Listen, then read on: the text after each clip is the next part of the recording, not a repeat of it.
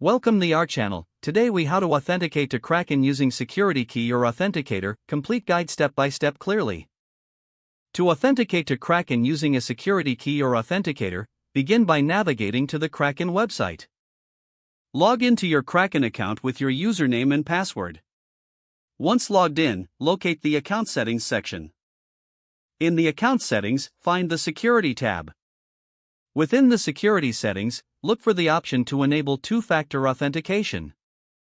If you choose a security key, select the appropriate option to register it.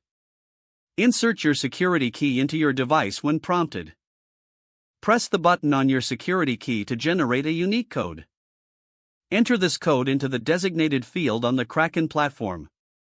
If you are using an authenticator app, download and install one if you haven't already. Once installed, open the app and create a new account. Scan the QR code displayed on the Kraken website using your authenticator app. Alternatively, you may enter the setup key manually if you prefer. Once the account is added, the app will generate a time-based code. Enter this code into the Kraken platform in the two-factor authentication section. Confirm your selection to finalize the setup of your security key or authenticator. To test your authentication method, log out of your account and attempt to log back in. Enter your username and password as usual.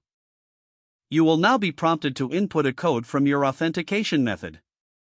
Access the security key or authenticator app to retrieve the current code. Input that code into the Kraken platform. If the code is accepted, your authentication setup is now successful. Remember, always keep your security key or authenticator app secure. This will help protect your Kraken account from unauthorized access. If the page does not load, refresh the browser or try again in a private or incognito window. Make sure you are using the correct email address, then retype it carefully to avoid small typos. If your password is not accepted, use the reset option and create a new strong password you can remember. Check your spam folder for verification or security emails, then complete any requested confirmation steps. Don't forget to like this video and subscribe to our channel for more step-by-step tech guides.